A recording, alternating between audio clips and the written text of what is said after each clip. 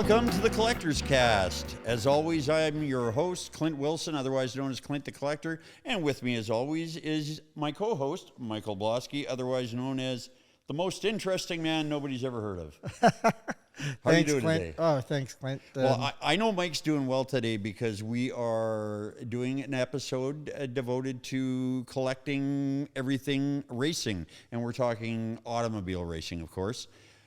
Because I guess there's other kinds of racing. We could be talking about horse racing or motorcycle racing. Well, I would say we're covering mostly car racing, mostly but car motorcycles can be talked about in here. But this is gearhead racing we're talking about, not unicycle racing or soapbox derby racing Or bicycle racing. Yes, exactly. Anyway, the kind of racing that's cool because it has car culture involved with it.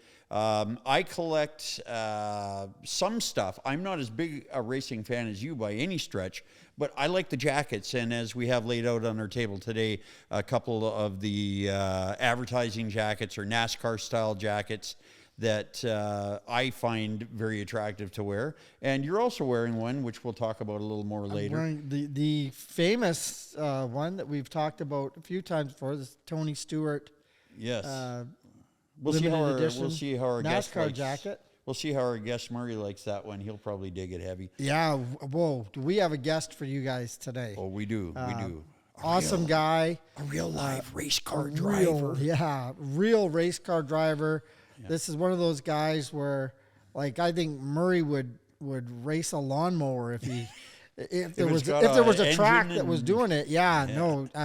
Terrific guy.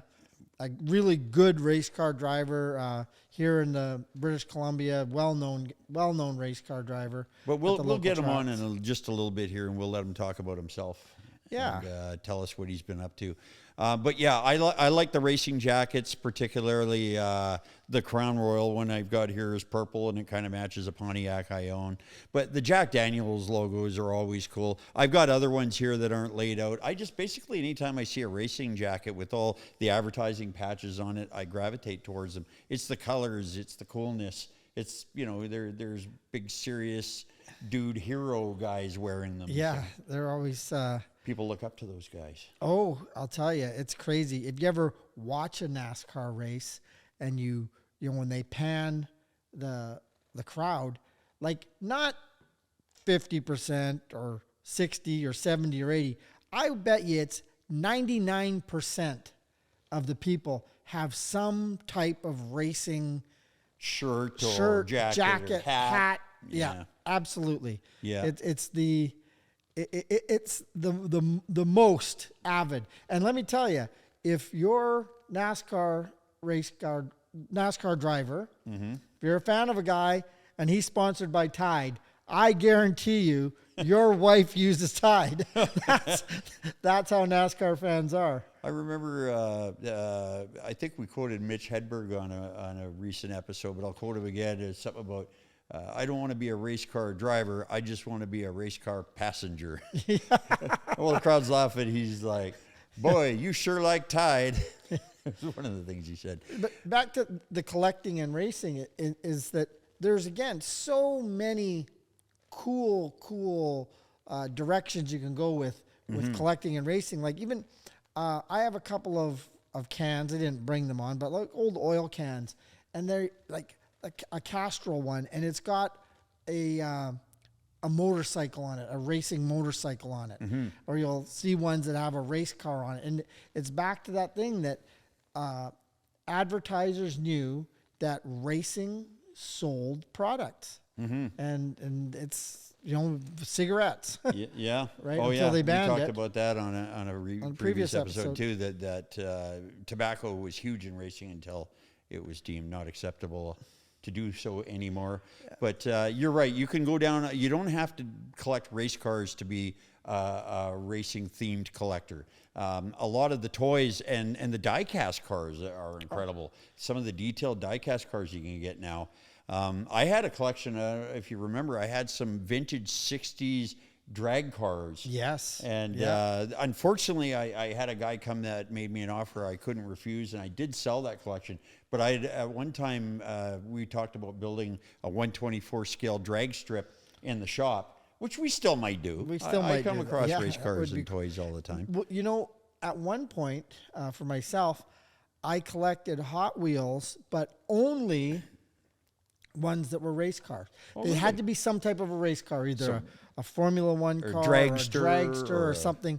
Yeah. IndyCar, whatever. IndyCar, yep. Yes. And they all have their cool factor. Yeah. You know, even I always thought the Indy cars when I was a kid kind of bored me a little because it's just open wheels and not much of a car there. But when you get one done up in black with all the gold writing on it, like the John Player's car or something like that, just whoa, man!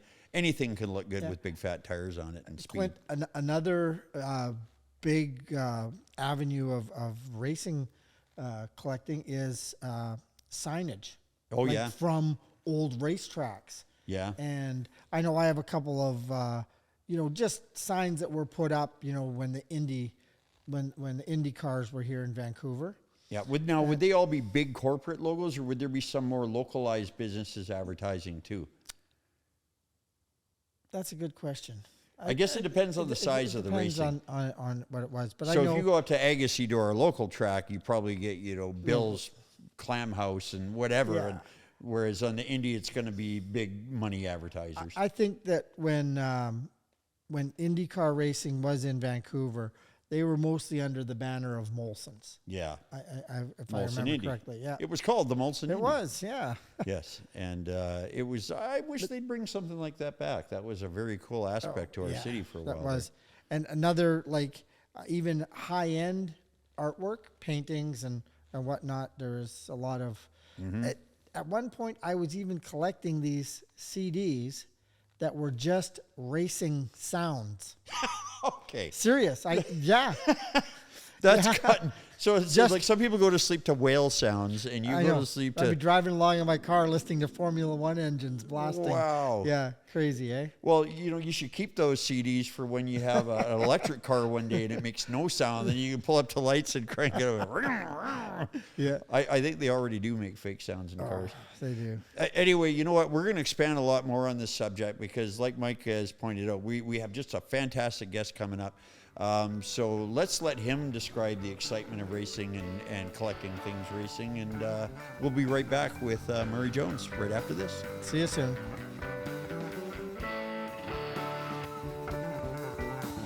And we're back on the Collector's Cast. As always, I'm Clint. There's Mike, and we got our special guest with us. We're talking about racing today. Please say hello to Murray Jones. Hey, everyone. Hey, Murray. Hey, Mike. Official race car driver. Awesome. Yeah. Awesome to have you here, Murray. Oh, no, and, hey.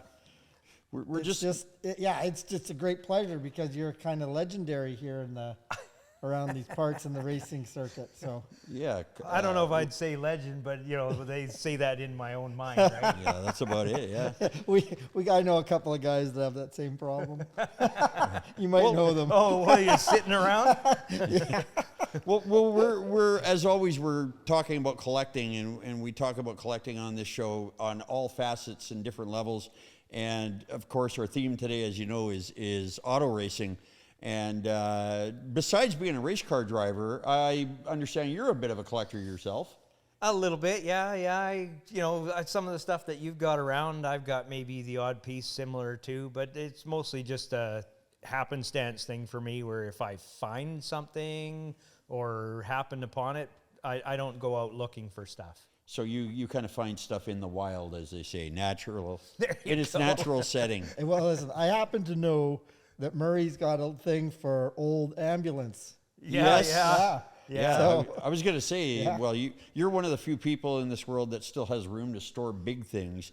And I don't know, you got a couple old ambulances, don't you? Yeah, well, one of them used to be the Langley Speedway ambulance. Mm-hmm. And then I bought another one almost identical to it so that I could use it for parts. But as it turns out, it's actually in better shape than the Langley Speedway ambulance is, so I couldn't bring myself to use it for parts. Yeah, I get it. That's actually a common old tale when you buy a parts car that ends up being too nice to part out. And you know what we can spin off of that, isn't that what kind of gets us to collect things a lot of times is the story behind something, right? Oh, for sure. It's not just an ambulance; it's the ambulance that was from the Langley Speedway. Right? Yeah, because it when Langley Speedway closed, they just abandoned it because they didn't own the property, the people that were running the track. So the GVRD, Metro Vancouver, they owned the property. So everything was just abandoned, including the ambulance, because nobody really understood who it belonged to.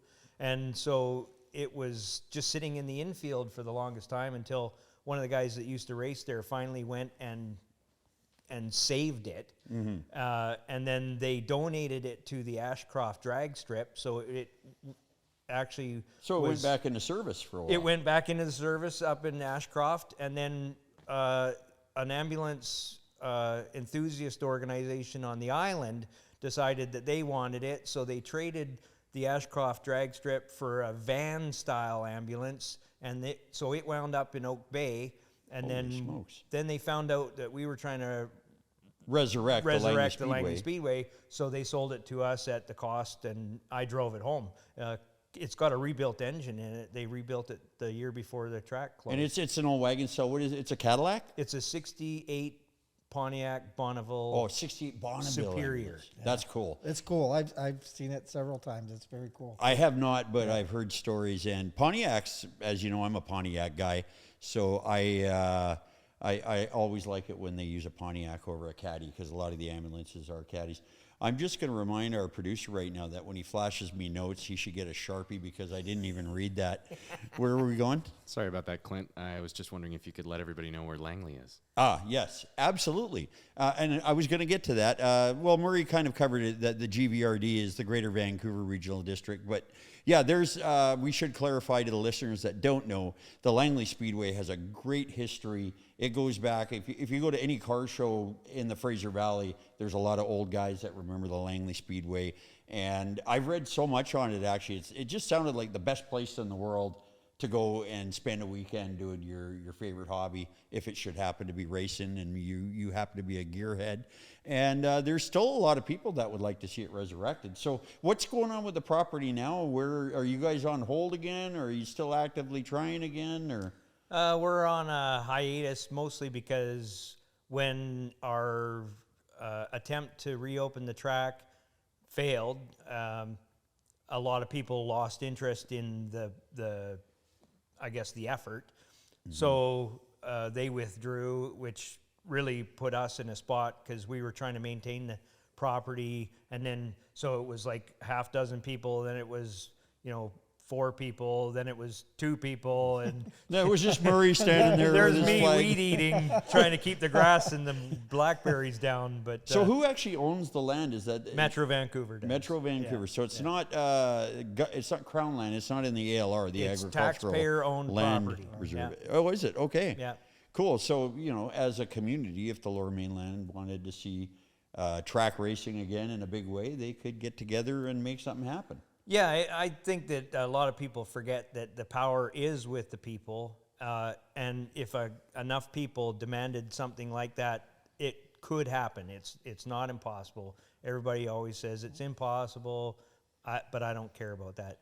Yeah. But what a lot of people, I was going to touch on what you were saying about people in Langley and around the Lower Mainland talking about or knowing something about Langley Speedway. Mm-hmm. A lot of people don't understand that the reason that Langley is the car capital of BC is because it used to have a speedway, right? Yeah, and a lot of people don't understand that. They go, why are there so many collector cars in Langley? Because they used to have Langley Speedway, and everybody, whether it was 50s cars or 60s cars and then eventually 70s cars, they were all raced there. They were buying parts at the speed shops or the Lordco or wherever. And there was a lot of speed shops and machine shops back in the day catering. I mean, it all goes hand in hand. You do a thing nearby, and then businesses sprout up as a result. Absolutely. To take care of the community. I grew up as a teenager in the Burnaby, New Westminster area. So Langley was still pretty rural back then. But I remember coming out to Langley as a teenager, and there was always tons of hot rods. There was a lot of hot rod culture always in Langley. And even though it's grown into quite the city now, and I hate going there because the traffic is so thick, it still is. I mean, they had the Hot August Nights thing going on there for years, and I think it's moved to nearby Aldergrove. But one of the biggest car shows you'd ever see in Canada. It was massive. Yeah, Ran it for was blocks huge. and blocks. But isn't that the problem now, sort of with racing, is the grassroots racing gets squeezed out. Yeah, and more like there's an effort right now to try to put the thumb on the Saratoga Speedway in Black Creek up near Parksville, and people are about the noise. Well, why move in near a racetrack and then about the noise? And there was an effort a while back to try to shut down the Langley Airport because people don't want to be near an airport. Well, why did you move there? Well, I think Mike said it's the grassroots thing that gets eaten up, and I think it's by the big corporate business a lot of the time. Racing always, every kind of class of racing you can think of, whether it's hill climbing, drag racing, stock cars, whatever, always has its roots in just guys having fun. And then the more they do it, every year they bring in more rules, more money, more changes, more safety, everything. I'm not saying the safety's bad, but it always ends up evolving into something huge that not just everybody can do. Remember they used to do the tough truck racing at BC Place, and it was a run what you brung kind of thing. Your old beat up 4x4, they had some mud jumps set up and some dirt, and you go and just beat the crap out of your truck, and that was fun to watch. And then all of a sudden these guys are coming in with 1,000 horsepower and custom built cages, and it's like, oh yeah, well, so what, you got money, great.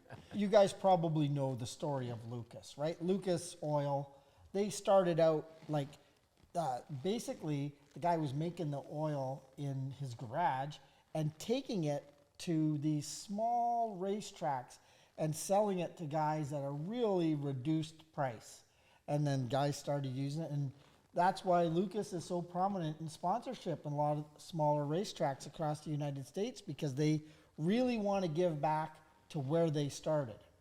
And it's funny, we're talking about racing and collecting.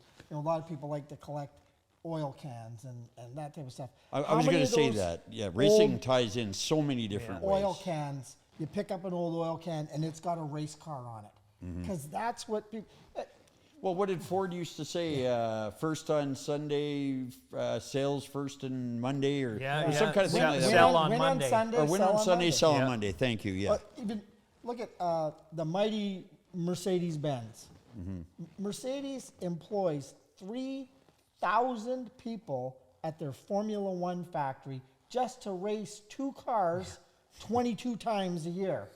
3,000 people. It's horrendous, but they know the value of racing. Oh yeah. Well, and they were out of racing for many years after that big event that they had where people were killed by the flaming debris that flew into the stands. Oh yeah, I remember that. Yeah. Wow. But it goes to show you the scope that racing gets to, the size of the business connected to it. So the good news for collectors is you don't have to we don't all have property the size of Murray's where you can stack up race cars and ambulances. You can collect, like Mike said, the grad stuff, the oil cans, the tools, the jackets. The tin toys. The tin toy race cars. As a toy collector, I've got lots of that stuff for sure. And racing motorcycles, whether it's round the track, drag racing, whatever. It's all cool. It's got car culture all over it. The jackets, again, are very cool. Mike's wearing the Tony Stewart jacket, which we talked about in another episode, which is a very cool jacket, other than the fact that he said it's got a big Home Depot logo on the back.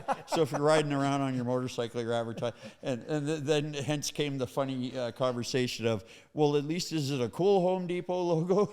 And Mike started laughing at this, because I thought there was maybe some Home Depot Nothing logo. Nothing a Sharpie couldn't fix. Just add some wings and some talons and a sword and next thing you know, it's a cool logo. The other thing, the reason I was excited to have an actual person who's done a lot of racing themselves on is I have a very, very limited experience in race car driving, very limited. I was on the test track at Mission once for a few laps, and then I got thrown into an endurance race in Spokane where I ran 2 hours in a race car. And the only way that I can describe it best to people is like, imagine you're driving for your life. Like you were driving as fast as you could possibly go without losing it and wiping out. As fast as there's a killer in the back seat almost. You got to get away. And that's how intense it is For 2 hours, I remember I had a water bottle in the door. I didn't have one of those fancy straws built in. And one yellow caution flag came out. We had to slow down to 70K. I just barely got the thing out, got a squirt of water, back in. The flag was green, right to the mat again. It's intense all the way. So would that be an accurate description of what you're feeling out there? Oh, 100%. It's kind of like you're either rushing to get your expecting wife to the hospital, or you're trying to get away from the cops. But sometimes at the same time, right? Yeah, you could tie them together. The whole purpose of auto racing, in the ones that I am involved in anyways, are you're trying to take the car to its absolute limit of traction. So Yes. that's down the straightaway, into the corner, through the corner, and out of the corner, all the way around the track. You're trying to get the absolute most out of the tires. well, that day I did the test track at Mission, I actually got flagged off the track because I had no idea what I was doing. But I was trying hard. But then I'll just reiterate that in Spokane, when I pitted, I outlasted some guys that were faster than me, and I was actually running first when I pitted, the first and only time I ever raced. So I was driving for my life. But I just found that it was such a harrowing experience. Well, it comes out of the stock car racing, correct me if I'm wrong, was moonshine runners, right? And so you're pushing that thing to the absolute limits to get away from the cops and to avoid jail. But you're right that it's just, I know what I was going to tell you. Curtis Williams, who you know as well, old employee of mine and avid race car driver, told me the day I was at Mission, just before I got in the car, they kind of bullshitted the track guys and said I'd raced before so I could get out with the group. And there's guys out there in Porsches and Lamborghinis and stuff. And he said, just before I got in the car, he goes, well, I shouldn't have to tell you, you do all your braking before the corners, right? And I've nodded, but in my head I was like, well, I know now. Yeah, right. Well, thanks for telling me.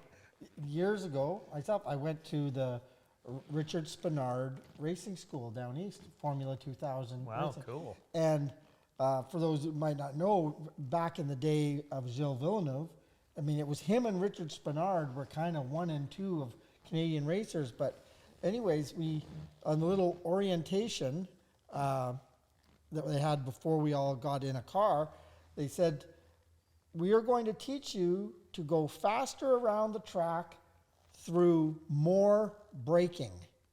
And everyone was scratching their head, more braking, but as a driver, you would know, yes, through more braking. Oh, and for sure. Better braking. Yeah.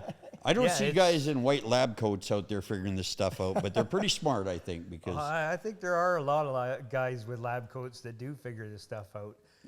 Yeah, because there's a real science to it, for sure. Oh, yeah, especially with the tires and the cars themselves, but yeah. But now back to because we are on a limited amount of time here, back to the collecting side of things. I'll point out to our people that are actually watching us visually on YouTube and describe it to the audio-only listeners that there's something on this table in front of us that's not a race car. And it's not even close to being a race car, but it is racing related.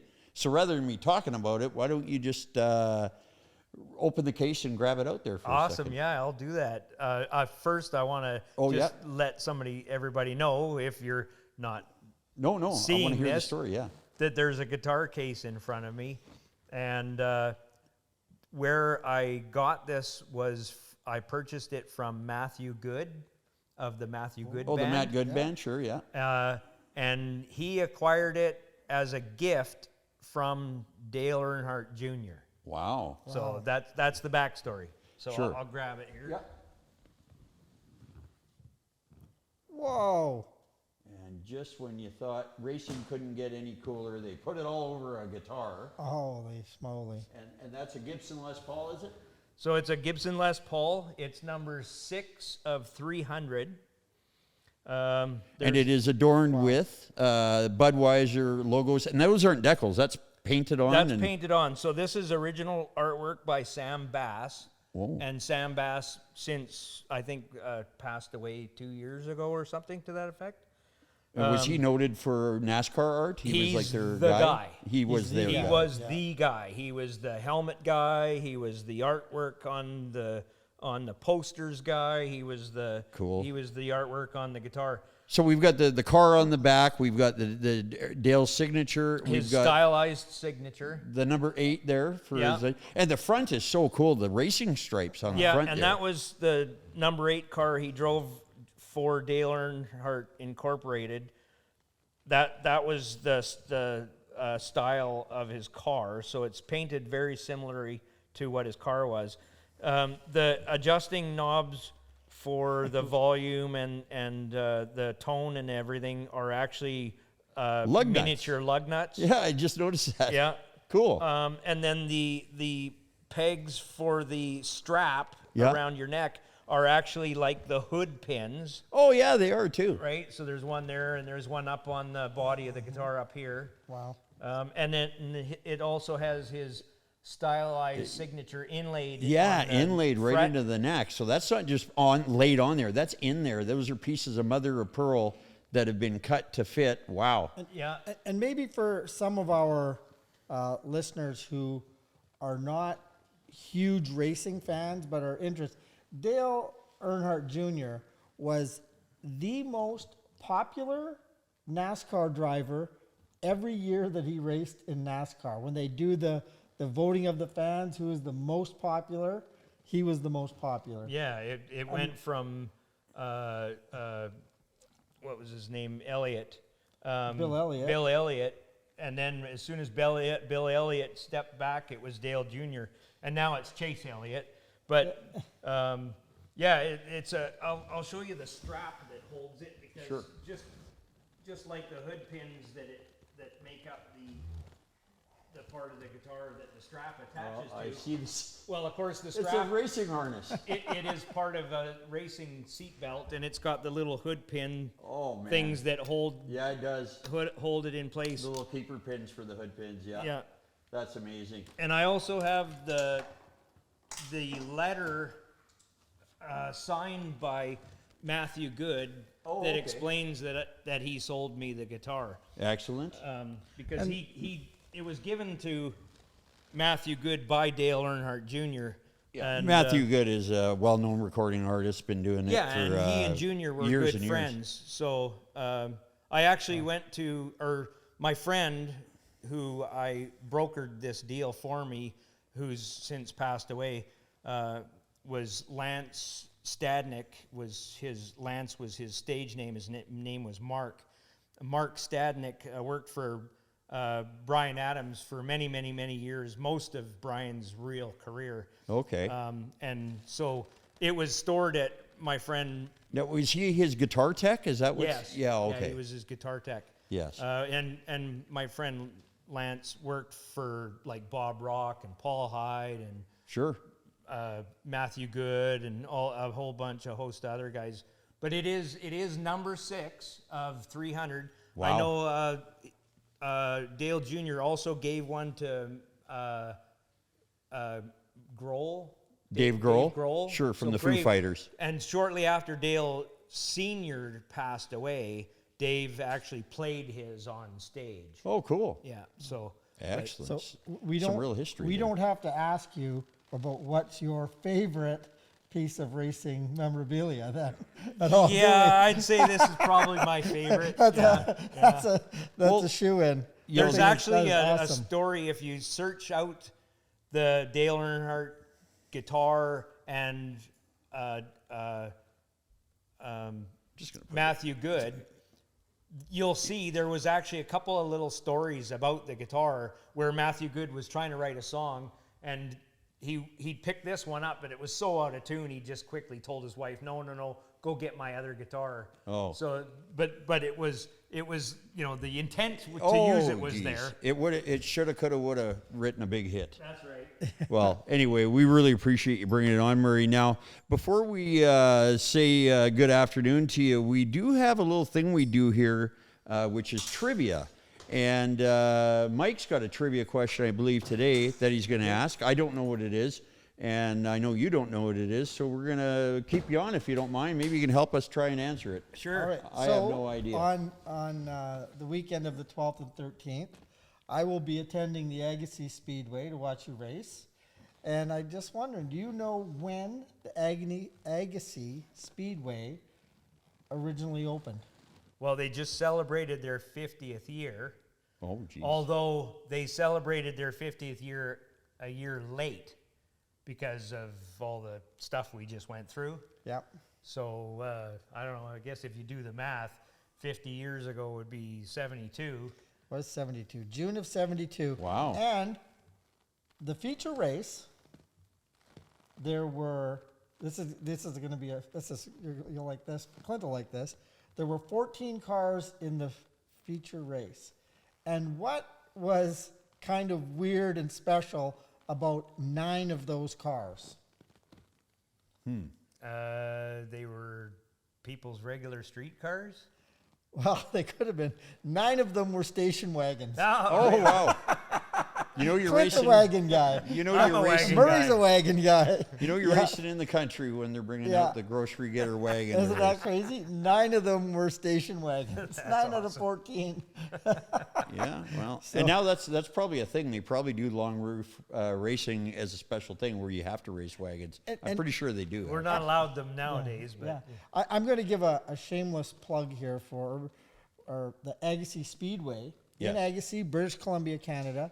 And if you are a racing fan and you like racing, check out that speedway because it is one cool place. And it actually, when you go there, like for myself, it just takes me back in time.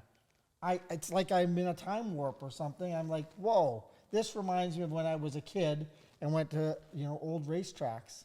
Yeah, in and Ontario. it's with my funny. grandpa. It's almost like a trip back in time. I remember the first time I went out there looking at the audience, and it felt like I was at a Leonard Skinner concert or something like that. Which is a good thing if you're out watching racing. Yeehaw.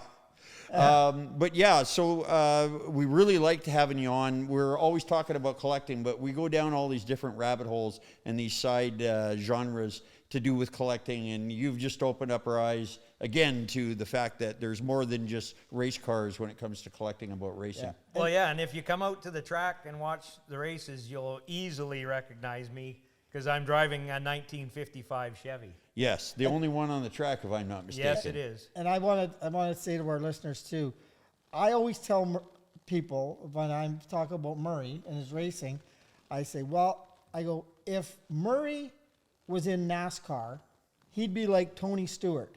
The night before a championship race, he'd be at some little track out in the country racing around in a dirt car or something. Oh, yeah. I just know, Murray, that you're just a crazy, passionate race car driver, and it's a pleasure to know you and to know a guy I appreciate that. that loves racing like you do. Yeah, man. awesome. Keeping the competitive spirit of it alive. Well, yeah, and I even do that for a lot of my friends. Like I've got 2 friends coming to my place tonight because one needs tires mounted on his car. Another one, we just swapped his transmission. Over the winter, I helped paint another guy's car. I painted this gal who got into racing for the first time. I painted her car. Jeez.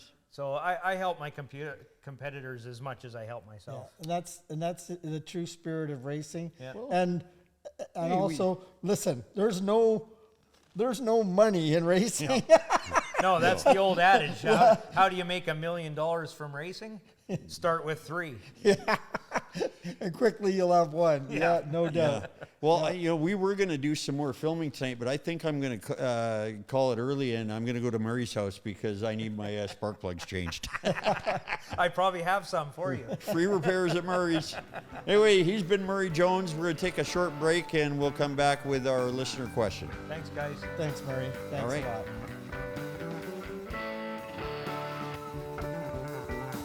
And we're back. Well, that was Murray Jones. He was a great guest. Oh, absolute, a gem of a guy. Yes. And a superhuman being. And I'll tell you, And a great neighbor. a great neighbor. And this, guys like Murray, like I said, that Murray, he just loves racing. And it's guys like him that are keeping this grassroots racing Alive. alive, right? Yeah. And I think the rest of us who enjoy auto racing, We have but people like Murray Jones to thank. we have him the guys to thank. that drive and it I hard. think, Clint, I think we have a duty to go out and support these local tracks. He said duty. Oh, man. Anyway, support the local tracks. Yes, we support should. the local tracks. Support your local racing. And because that's what's going to keep it alive. 100%. Well, I think we've talked racing to death or halfway there pretty good without going over time. We're going to finish off with one of my favorite little parts of the program, and that is our listener question. I will remind you, as Mike digs the question out of his pocket, that you can send all your questions, queries, inquiries, whatever you have, to feedback@thecollectorscast.com, or just message us on our Instagram account, which is @thecollectorscast. And Mike, what do we have? Our Do we listener's have a listener question. question? Yes. Tom from England. is Tom asking. from England. Thanks, Tom. They race over there too, but they Yeah. drive on the other side of the road. That's why they have all the accidents. Okay. Tom says, I was wondering how you found your favorite collecting niches, and are there things that you love that you just can't collect? Okay, I want to go first. Okay. Tom, thanks for the question. And about things that I love but I cannot collect. I love tanks. Oh. Like World War One, the original tanks, the first tanks, but also and World War II tanks, whether they're the German tanks or the British tanks or the various. We're talking Panzers and Shermans, Leopard, Tiger tanks. not fish or hot water. No, I'm talking tanks. battle tanks. And obviously you can't collect those. I can't collect them, but there are guys that do collect them. Yeah. I mean, there was a program You're like on one of the Murray, who channels has a that big went- place to put them Yes, and I used to watch the show of them restoring them and rebuilding them, and it was crazy because when you went to, take the turret off of a tank, you needed a giant excavator and these huge cranes and stuff. Everything's to lift heavy. everything, yeah. But So that's a good answer for Tom's question about what you wish you could collect, but you haven't. And I think he said something about how did we get into our individual niches. yeah, Mine being everything transportation. It was mainly toys, but anything to do with cars and motorcycles, airplanes, trains, it's always fascinated me. Even if I lived in a 10 square foot closet, I think I'd still have a few Hot Wheels on the windowsill. Yeah, and Tom, for myself, how I got into my favorite niche, which is boats, really, was how I got into it was watching old James Bond movies. The original James Bond movies, they'd always have, these scenes where they were on the French Riviera and these awesome Chris Craft and You've mentioned that before, but you're right. Yeah. That's always a good wooden place. boats, all these old mahogany boats. Yeah, that's what got me into it. And there's another thing that limited by size, you also can't collect with a great abundance because there's only so many spots at your local marina, and they're not free. Yeah, so but there are some great scaled down models. You have a few of them, Clint. Yes, for sure. Yeah. And Tom, apologies for that crack earlier about people getting into all the accidents over there in England. Michael Bloski's views are not necessarily those of the rest of the Collector's Cast and its subsidiaries. But anyway, get on the right side of the road, and you guys will be okay. Yeah, I just an associate, not a friend, not a close friend. No, I just want to thank Tom for taking the time to write in, because that's what we really enjoy doing is educating people and getting them more and more into collecting all the time. Because that's what we're here to do. And you're not limited to one question. No, you're not. Ask as many as you like. And we'll get to one, I guess, again on our next episode. But for today, that's been all about racing. I've been Clint Wilson. This has been Mike Bloski. We've been talking all things racing and collecting, and this has been the Collector's Cast. Take care, and we'll see you soon. Thanks, guys.